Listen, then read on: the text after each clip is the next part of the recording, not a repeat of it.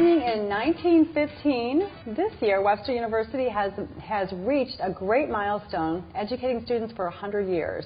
And here to share more about Webster University and its Centennial celebration is President Dr. Elizabeth Stroble. Welcome, Dr. Stroble. Well, welcome, and thank you. I'm glad to talk about Webster University. So it's a big year. It is a big year, and Webster University is very proud of the fact that we have made our home in St. Louis for 100 years this year. It's really momentous. And I assume there's some big celebrations on campus going on? Oh, you know, when you turn 100, you need to do it big. Yeah. So we really started celebrating last fall. We kicked off our year-long celebration downtown, right by the old post office, and we'll wrap up this year in mid-November.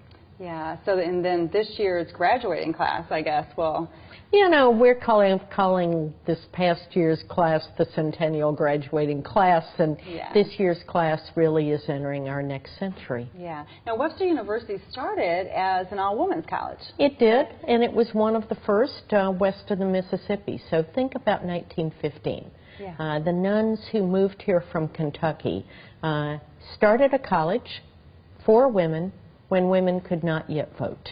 That's amazing. It is an amazing thing, and they were pioneers, and they were quite progressive, and we hope to continue in their tradition. Now, is there still a Catholic tradition at the university? You know, there is friendship and long-standing association, but nothing formal. Yeah. 50 years ago, the sisters decided to give away the ownership to a lay governing board because they thought that would make Webster stronger, and it has.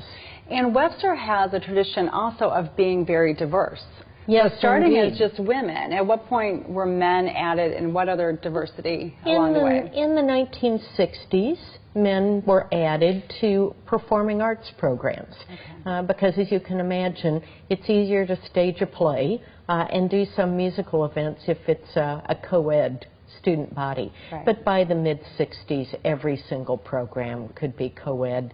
And over time, we welcomed certainly students of many different types, whether we're talking about national origin or ethnicity, all types. And right now, you would find across the world of Webster 147 nationalities. Wow. Now, and Webster itself has campuses across the world. It does, because we think our mission is to provide a high-quality education where it's needed. And are there foreign study opportunities for the students who are here in St. Louis to travel and study abroad, or is it... Both ways. Okay. And we have students that work in a mobility way around those campuses as well. What do you mean by that?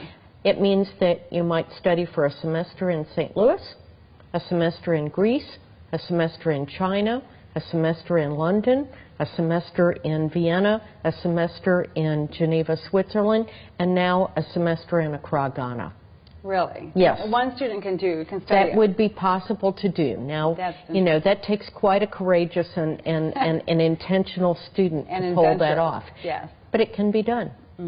That's really interesting. That's really interesting.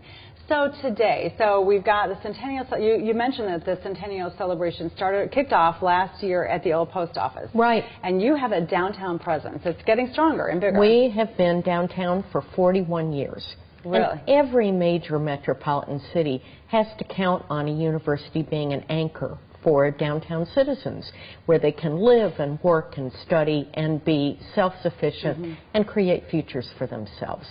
So we've been in the old post office. We certainly were a lead in bringing that back to life for downtown St. Louis, and now we're expanding what we call our Gateway campus into the arcade building.